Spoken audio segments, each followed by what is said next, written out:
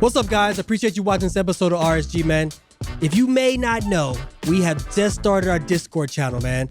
If you want to be able to sit down with us, have some conversations, have some banter back and forth, come see us. We have an active channel where you guys can talk with Justin and I regularly, and we have race predictions. And occasionally on Sunday, you'll be able to speak to Rod and I personally, and also we'll have guests. And when we drop any announcements or merch, that'll be the first place you can see it.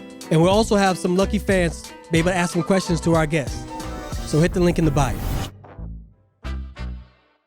Justin Gatlin is the latest in a long line of sprint sensations to emerge from the USA.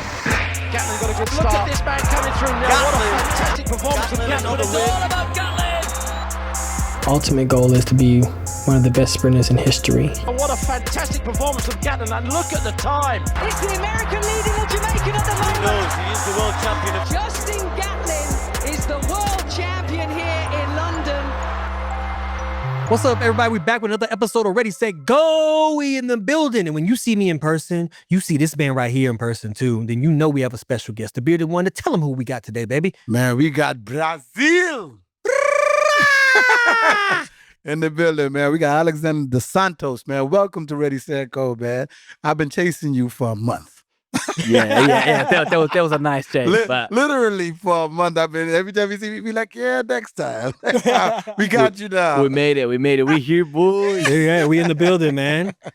Congrats today, man. Thank Congrats you. on We your appreciate win, man. that. Thank you. Today, as you air out or when this airs out, we are at the Prefontaine 50th Classic. Today, the Santos won the 400-meter hurdles ahead of Rye Benjamin, the Olympic champion. So how was that for you today, man?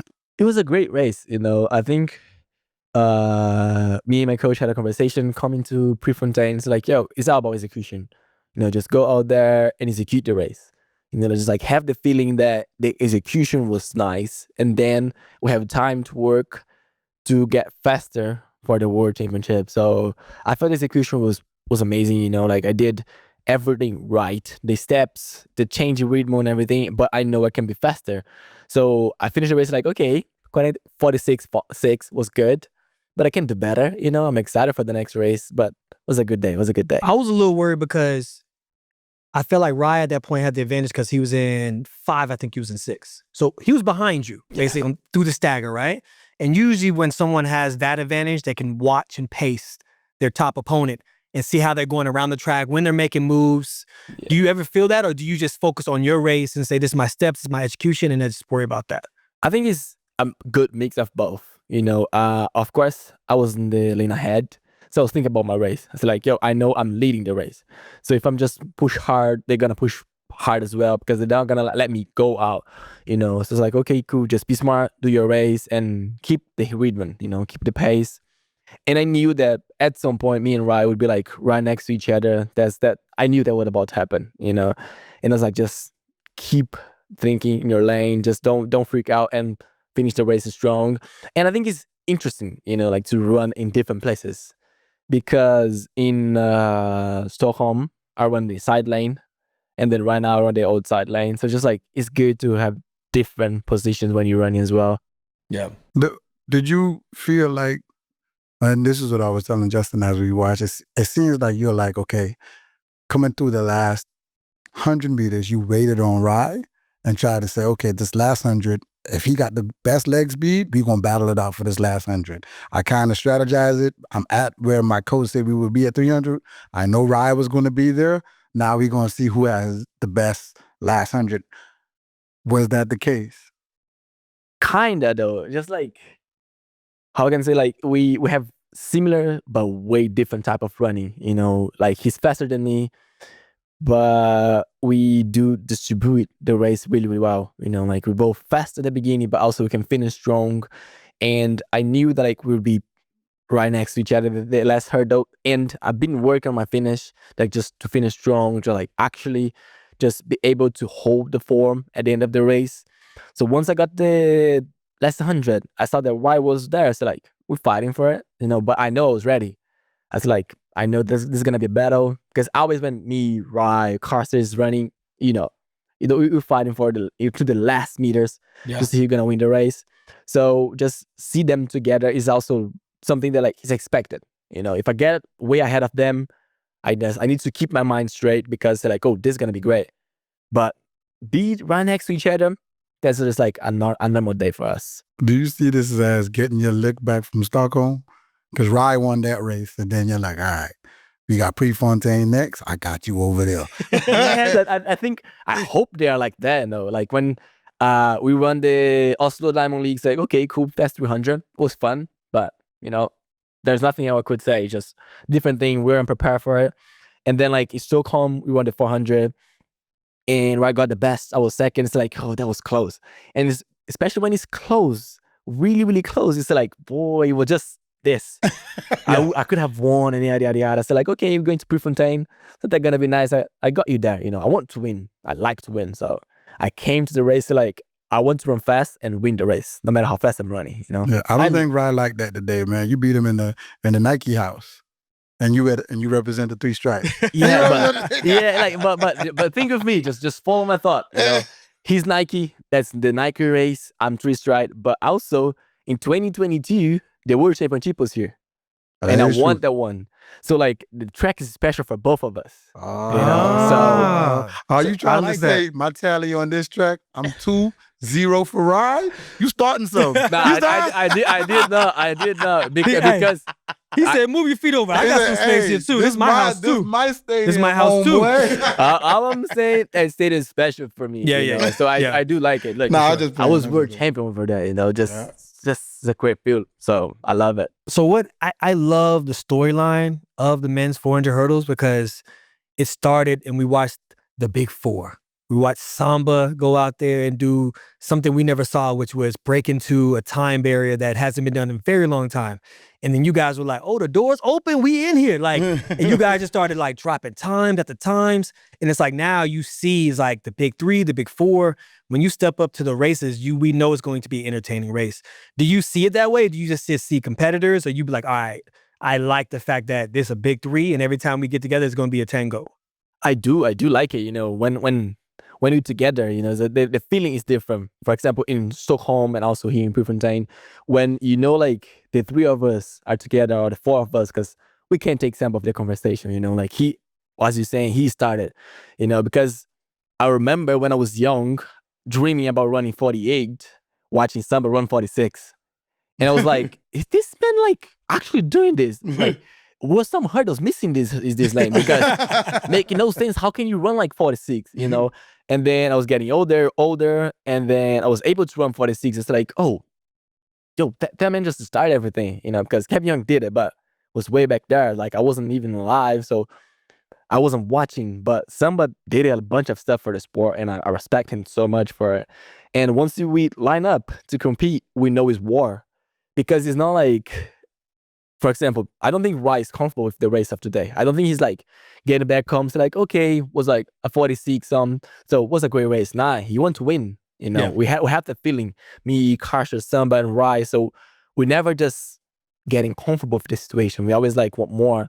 Like if you run fast but got second, it's like, I don't care. I want to run faster and get first and win. So that feeling is just like the interesting in this sport right now, you know, because we don't know what's gonna happen, but we know we're gonna try our best. We're just like going down there to war. It's just like ride or die, you know, or I'm winning or I'm dying. That's the mentality. What's the dynamic between all of y'all? Do y'all speak to each other? Do y'all laugh or joke? Is it kind of just serious and y'all just know it's just game time? Y'all just know each other. No, we cool. You know, like we're friends. I would say like we're friendly. I would say like we're best friends. You know, and I'm gonna see like the 3 of us just like hanging around, going get some ice cream. You know, I don't think that will happen, but we cool. You know, we can talk, we have fun when we see each other. We can hang out as well, like in a group, because I think we are doing greatness. We're doing like such like good things for the sport right now, for the 400-meter hurdles, but also we're trying to show that we worry about other stuff than like just have beef between each other, you know, but they cool people. I think they think I'm cool people as well. So we're fine. We think you're the coolest, dog. Thank you. You come with a whole different aura. Listen, we should have like a competition with the coolest in the sport. Yeah, let me see you. Like nothing bothers you, bro. Nothing really. You lose gracefully, you win gracefully. You're just always smiling, always happy. You know what I mean? is that a testament from where you come from or anything like that from Brazil, small beginnings, anything like that? Yes. I think like I have like a rocket season before, and then like have like bad seasons as well. So I learned how to appreciate everything. I learned how to appreciate like how it's important to be healthy. Because before it's like be healthy, just be able to train was normal. Why would be like happy about it? But once I got the surgery in 2023, I was like, damn, not be able to do something that you want is just like horrible. So I was learning things with the time passing, with the season coming, and now I'm able to actually appreciate everything, even the little things. It's like, oh, a good hurdle that I was trying to just fix it. I'm able to do it, but the time wasn't good, but I fixed that. So I know like the time it can be better. So just like I learned how to appreciate everything, and this is our job. But also, I'm here to have fun. I'm here to enjoy myself. I'm here like to, just go out there, smile, and be light. Yeah, I know you have a documentary out there, but for our show, we want you to go through, and a lot of people always like when they trying to explain you to me, they'll be like the guy that got the thing on his head, and I'm like, you talking about Dos Santos? A lot of our fans want to know how that happened. How does it affect you, or anything like that? Can you expound on that a little bit? Yes, of course. So I'm from Brazil. I'm from São Joaquim da Barra. It's a small town in the state of São Paulo, and I was raised by my grandma. My mom needed to take care of my older sister that she was special, so like would be like complicated for her. So my grandma was like, I love the kid, I can take care of him. So she was raising me, and when I was like 10 months, I wasn't even a year old. When I was 10 months, I was able to walk. I was walking and just like, just putting my hands on the wall. I was able to move myself. And one day, my grandma was at the kitchen and she was preparing fish. So, like you just let the oil boil and then like you put it, everything. So like the stove was there and the sink was here. And she was preparing the fish over here. And the living room was in that direction. So I came from this direction and the oil was in the stove already. And like she couldn't see me because she was like on the sink. And then I just came walking and hit my hand in the pan. And the oil just turned all over me. My granddad just grabbed me and ran with me to the hospital because it would be easier than like call my mom to come with the car. We didn't live like too far from the hospital. He just like took my clothes out and ran with me to the hospital. How far was the hospital? I would say like about 2K. That's close, but it's like a mile and change. It's still, you have to run a whole mile and change. Yeah, I mean, yeah. Like and just if you're not an athlete, you exactly, stay in your like, ground. what was the moment? So he literally ran you to the hospital. Yeah, exactly. Like just, on his by foot. Yeah, he just grabbed me and ran to the hospital because to call my mom, waiting for the ambulance or the car to come would take ages. So he just like thought that would be like faster to run it. So he just grabbed me, run to the hospital. We got there, and my city couldn't support that because like they weren't ready for like this kind of burns. So they sent me to another city, and then I was there for like 3-4 months. And my grandma was there as well because she ended up getting something in her hand. And my first birthday, like the 1 year was in the hospital because I was there still trying like fighting for my life because I was a baby, just a baby. So like that was a big thing for me. And when I started to growing up, like when I was like a kid, like 3-4 years, that was fine. Like I wasn't thinking about it. But once I reached high school, that started to be a problem for me, because I was comfortable in my own skin, but like people just joke about it. Yeah, kids. Kids are cruel. Exactly. Kids are like, they just saying what they see. Yeah. They don't understand like what that could mean to someone, And that was like dark times that I have to go through it just to understand that I wouldn't beat myself if I wouldn't beat myself if I don't have the burns, because that's part of me. I was always like that. But Since like I know myself, yeah. since someone I remember myself, I had it, So like just think of me without it is crazy. But then like I was getting older, and I was learning about it. I understand like people are gonna joke, people are gonna just like talk about it, and like when you just like joking with a friend, you're just like rusting and yada, and they knew they were losing, they used that against me because of something that would hurt me, and I would always lose some argument and everything. So once I understand that, and that like came when I started doing track and field and was like, 18 years old, 17 years old. You started doing track at 18. I started when I was 15. Oh, okay.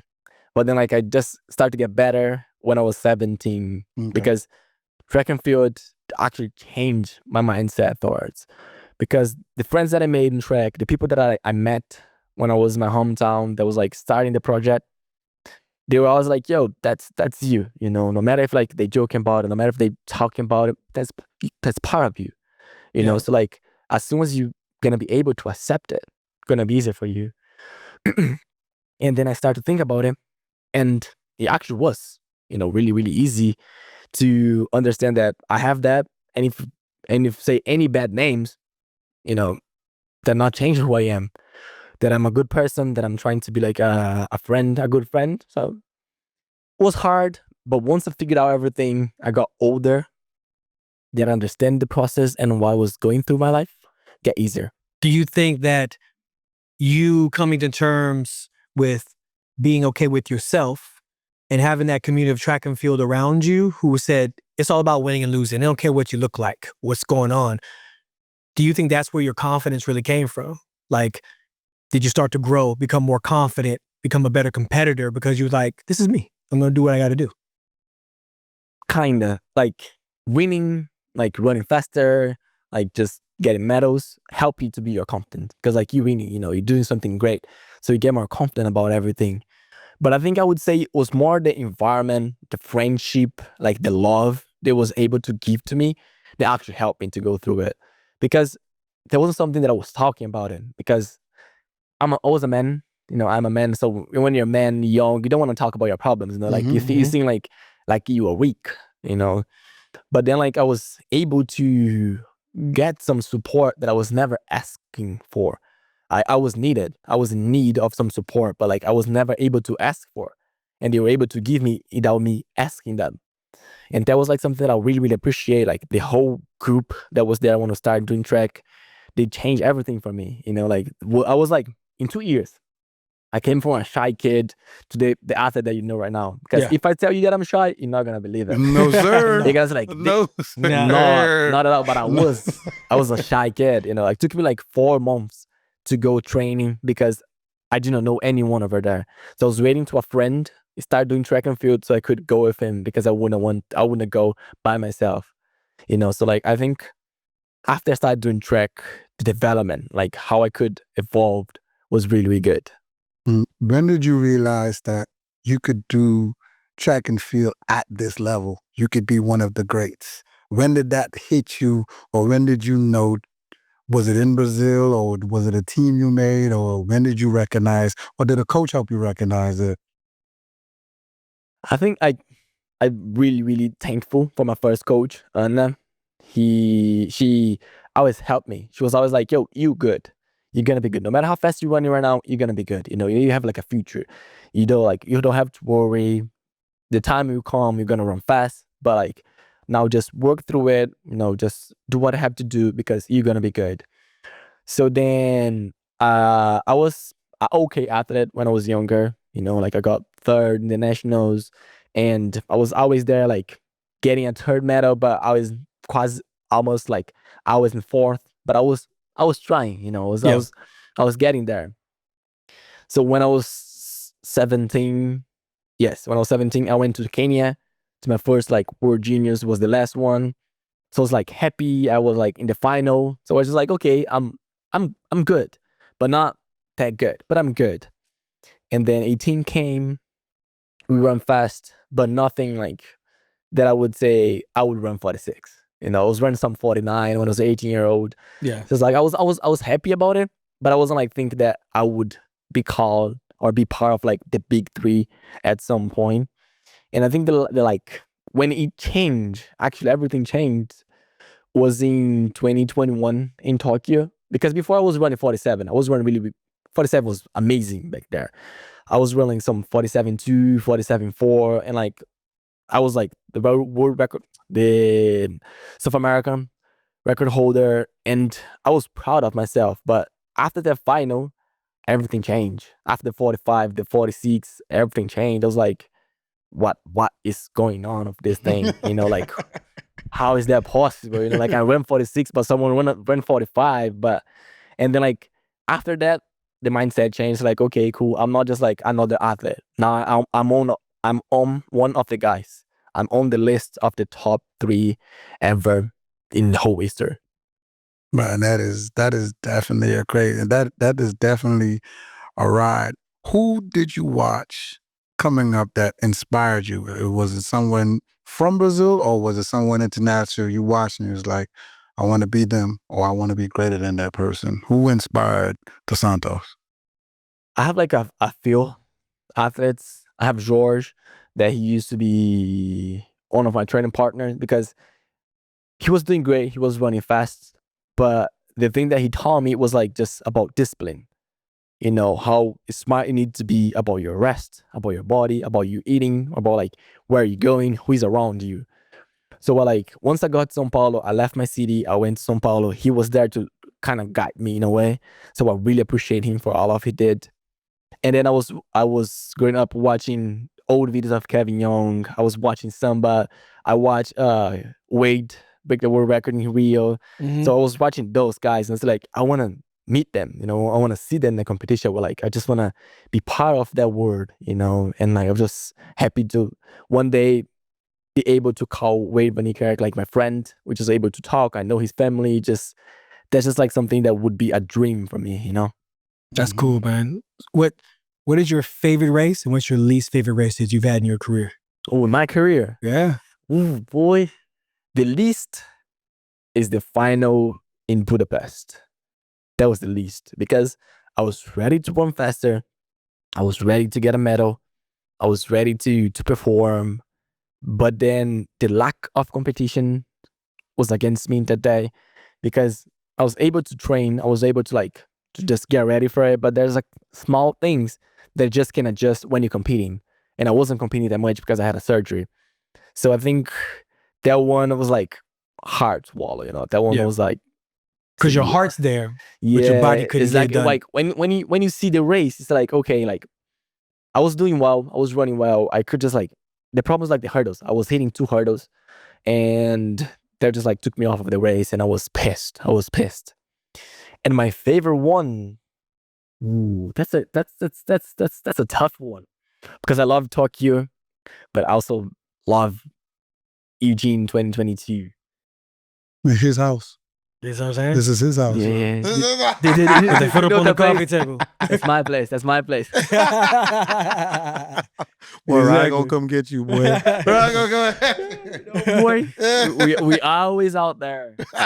I'm gonna say 2022 for you, bro. I personally think like seeing you accomplish that, like for me, it was like he's arrived. Like he has his. You know, like obviously Warholm has done his thing, Rye did his thing, but it's like you was like bam. Because when you came up, it was like first we were seeing Samba, then Ride and Warholm came along, and then it was like, wow, like who's this guy from Brazil, man? What's going on? Yeah, I agree with you. I think the 2022 season was really good for me. You know, like I was proving myself that like I wasn't the guy that was next to them. Like I was fighting for it, you know, because before I was like, okay, there's Carson, Rye, then Dos Santos. You know, it's like, okay, cool. They saying that I'm among them, but not really there yet. So I think that in 2022, it just proved that like, yo, don't take me out of the conversation. You know, I'm here to fight for the medals, and you know, not gonna be easy to take me out of podiums. Yeah. So I got one more. Mhm. Grand Slam.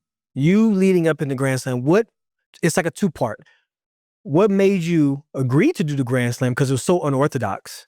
And then, like, do you feel like running the Grand Slam has put you in a different kind of shape than you're used to being in the last couple of years?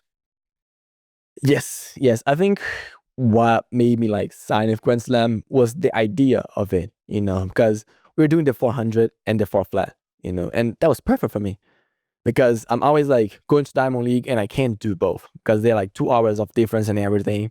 So we wanted to do more 400 flat this year to work on my flat speed, you know, and like Grand Slam was just like perfect opportunity for us.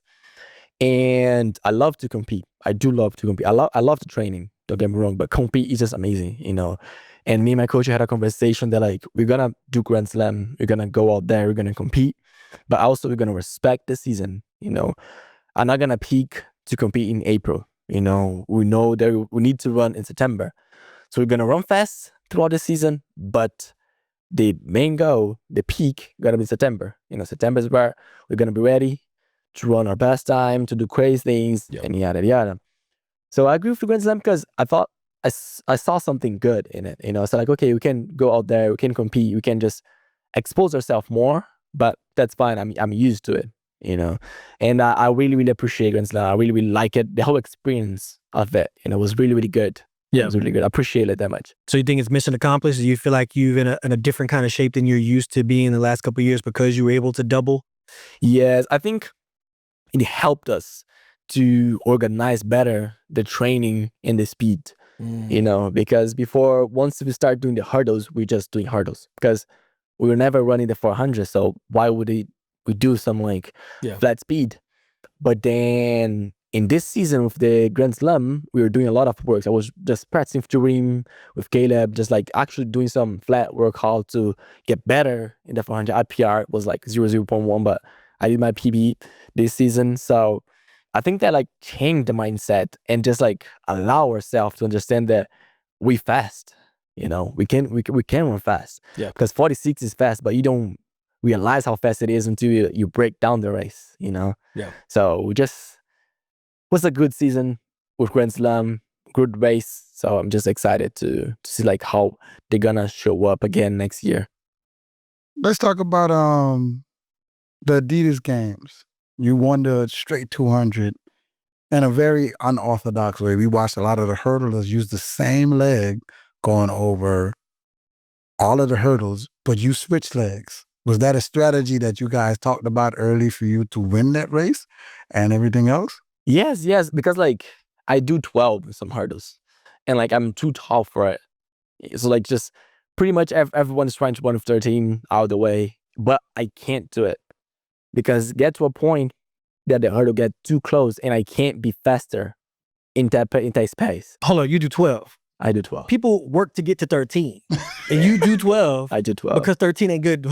Yeah, 13 is just too tight. Yeah. When just I can't run. I feel just locked in. It's yo, just let me be free and run. 12 allows me to just actually run through it.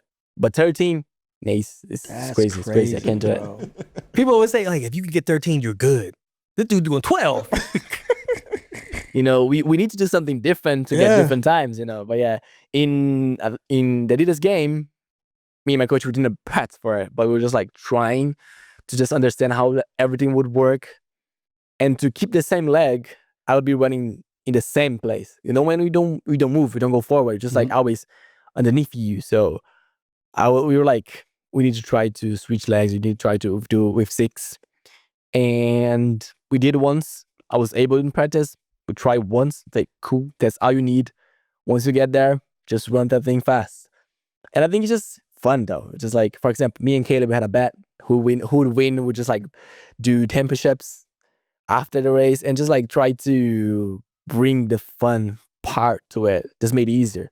Because before I would be oh man, I need to keep my pattern. I need to keep my stride here. But as I was betting with Caleb, I was just yo, I just want to beat him. I just want to win. I want to be there watching him do the pull-ups. What would have been the difference if Grant would have been in the race for the 200? Because now we all know Grant has good flat forward speed.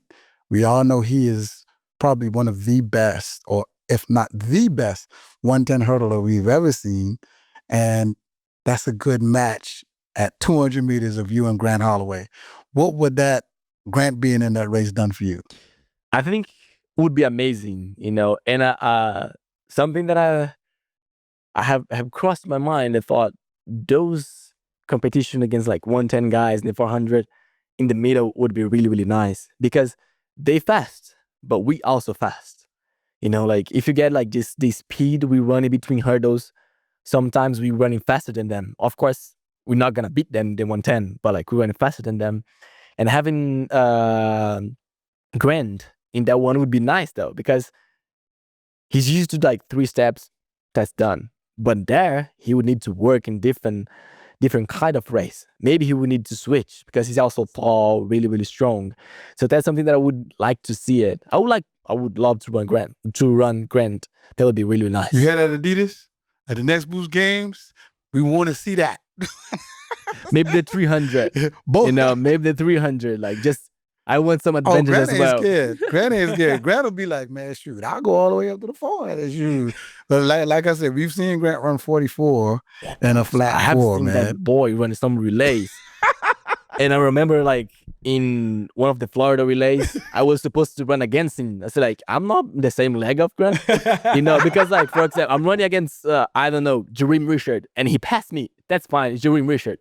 He does it for 100. But if you see me there, and Grant just, like, passing me if I was nothing, where's the respect to, Nah, I said, like, I'm not running against Grant. Nah. Speaking about that, man, relays, I've seen a few of your countrymen run flat 4s. Do you have a vision of you guys running a relay and winning a medal as a team, being outside of the 400 meters? Is that a vision of yours for you to win with them? Boy, yes. Tokyo this year. We there. All right, We you there. heard that. We there, boy. Don't heard worry. Brazil relay is coming for you all. Remember You hear that. that? That means you talking about Botswana, you talking about Yeah, USA, just you like bring the heat. whoever. Just bring the heat, But like, it's really, really nice though, because we have good guys running the 400 Brazil. We have me, have Mateus, have Lucas, we have other younger guys. They're also doing great times. And I think we can fight for it, I'm not saying like we're breaking world records or anything right now, but It can be. yeah, I mean, it could get there we're gonna be because there, though. as they watch you and then they watch others, it encourages the rest of the country to say, all right, we want to latch on, we want to go. We can. That's what happened with Botswana. I called it last year. Remember, I called it. I said, hey, look at these 3. They coming. Exactly. And the good thing is just like, when USA, like you guys get in the relay 4x4, you guys are supposed to win. So like South Africa, there's the pressure on it. We don't have no pressure, boy. We have no pressure. And no house we don't money. care. no house money. No house. Man. Yeah, boy, we don't care what's going on. We're coming.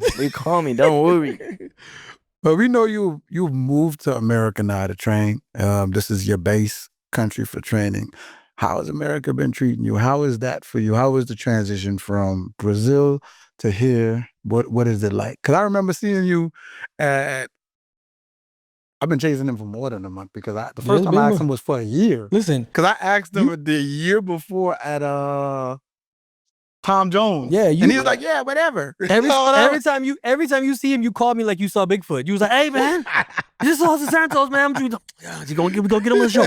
The answer is always the same. Whatever, boy. Just hit me up. We there.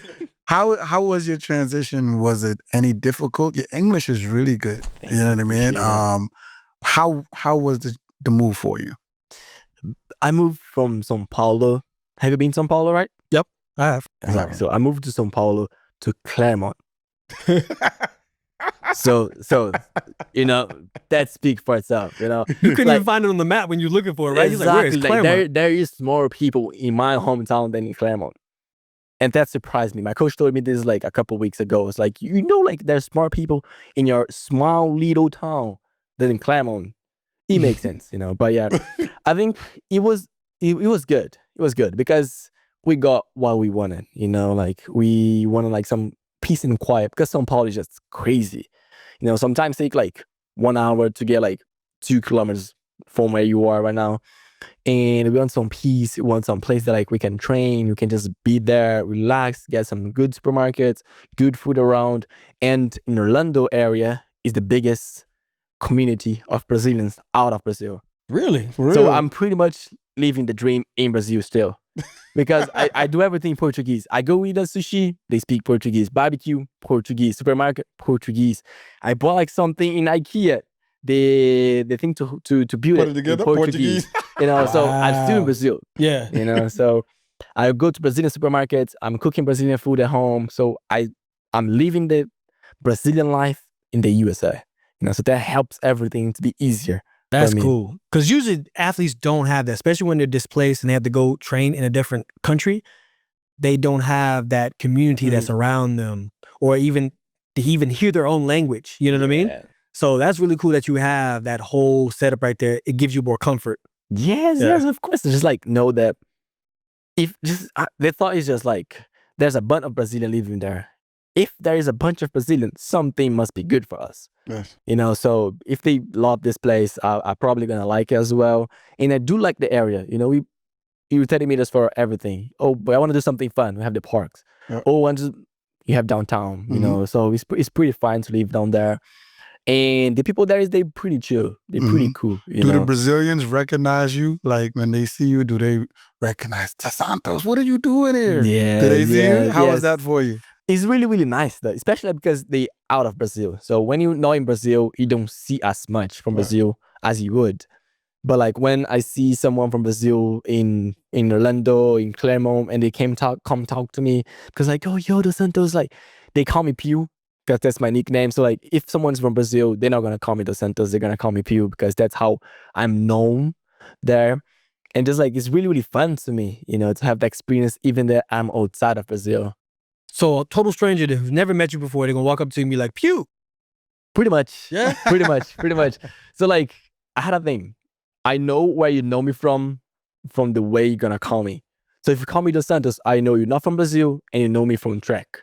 If you call me Alison, you must be someone from my school when I was younger, because no one called me Alison.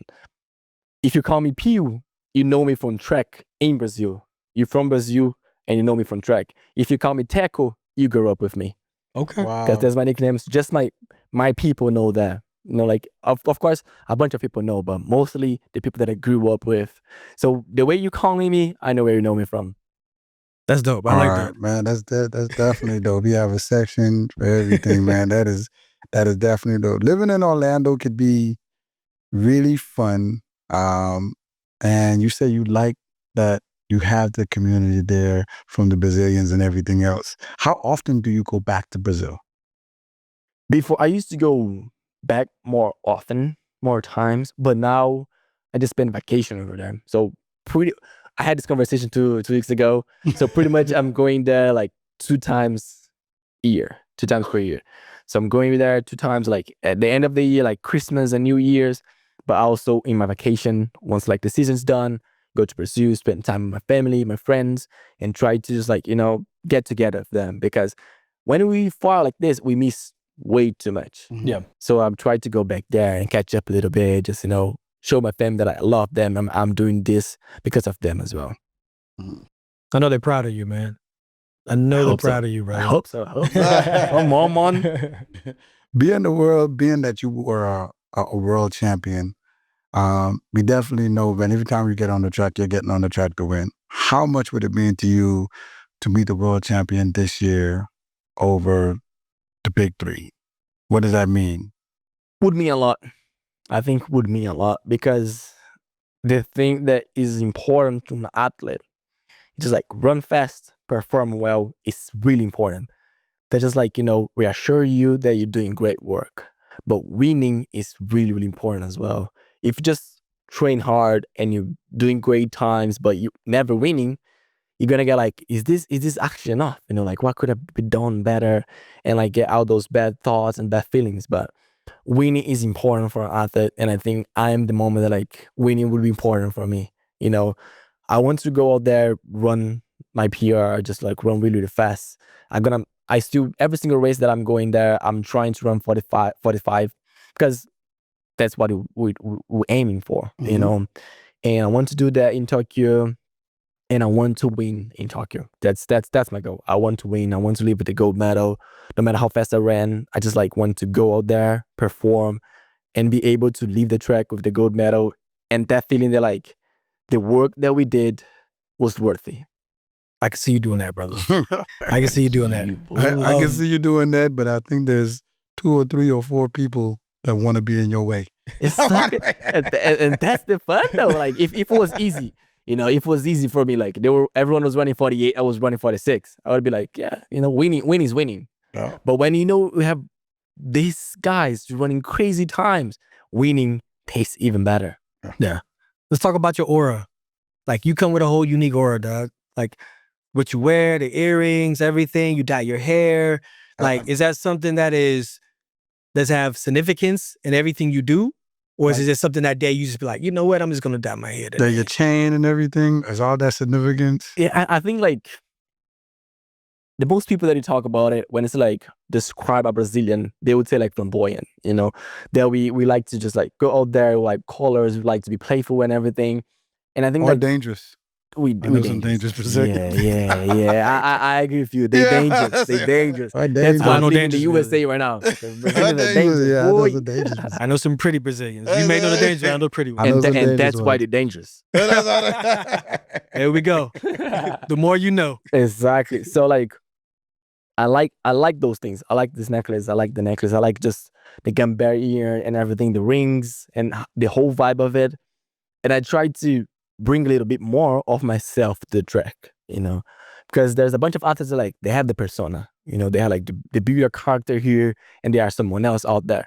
But I'm trying to bring myself to the track and just like be the whole me, they're like the real me over here, and actually just be able to, you know, show that like, I like this kind of jewelry. I like something like more with more color, just bring some aura, some dance moves, you know, just a bit of the Brazil to them. And to dye my hair is, I want to do it again, boy.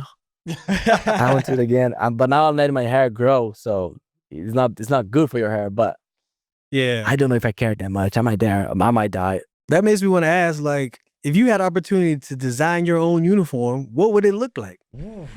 Look at you. I got excited. That's a good question. If I had the chance to design it, I think would be similar to the one that I have right now, you know, not a lot of colors, but like things that match. I would change the color of spikes, you know, the spikes need to match with the whole kit. And I think I would go with some purple and white. Purple and black is really, really nice, but it's complicated to mix it because you get lost. You don't know what's purple, what's black. Yeah. So maybe purple and white would be the colors that I would go for. Okay. It sounds like you have a little fashion side to you, though, like something outside of track that you like to do. That's something like you look into? I would like that. I would like that. You know, like I'm doing college right now. I'm doing business. So to try to learn a bit more about the business world and see like what I can get in, you know, just like get some profit, just, you know, work on it. Yeah. You say you dance. Yeah, man, you love to dance. Yeah. I do. You never do. seen him dancing.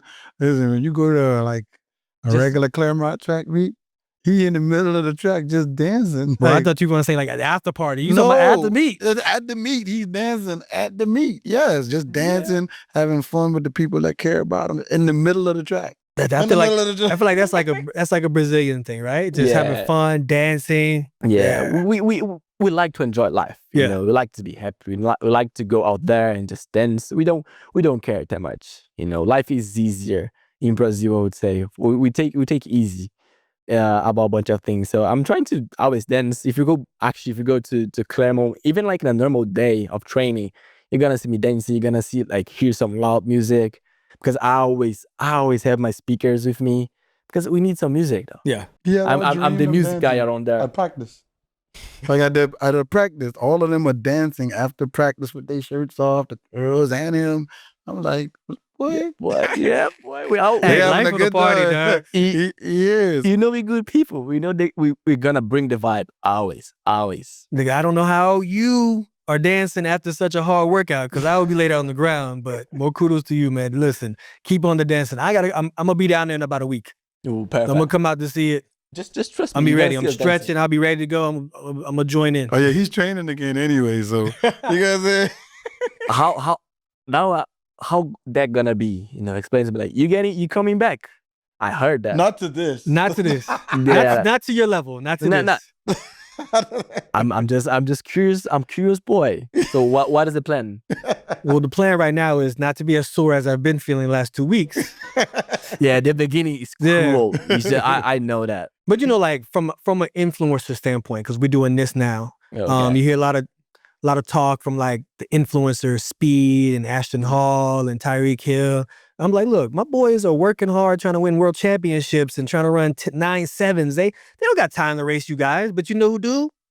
I got some time. Yeah, I got some time. I'm waiting for time, and I can beat you guys. Yeah. I'm just excited. Just let me know when that's happening because I will watch you beat those guys up, and that's fine. Appreciate it, bro. I'll be happy laughing watching you win that race. I'm gonna need you there because you have to bring the boombox. Yeah. You play music. You gonna be my intro. We walking in together. And the shirt gonna be off because the shirt always off.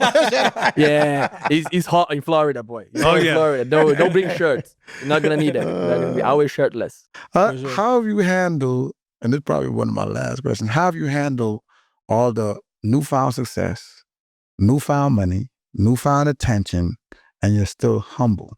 I'm not humble. I'm just kidding. I'm just kidding. I'm just kidding. I think like is the idea of nothing change, and my people helps me a lot with it, because the people that like I met, the friends that I have when I was running 52, 40, 49, 47, they still the same. I have the same group with me, and they still treating me the same way. There's no different for them.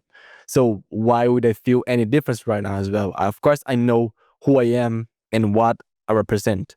So I'm smart about like what I'm saying, what I'm doing, and everything, because I know I can leave a mark with the things that I'm saying. But I'm the same though, like just I'm the same Alison Dos Santos. I'm still the same PU tackle from my hometown when I was like 15 years old, doing track, running like barefoot and things. So I think I don't see myself as like a star or something like that. I know I'm doing great things, but I'm still just like, at the end of the night, I'm another human being doing sport.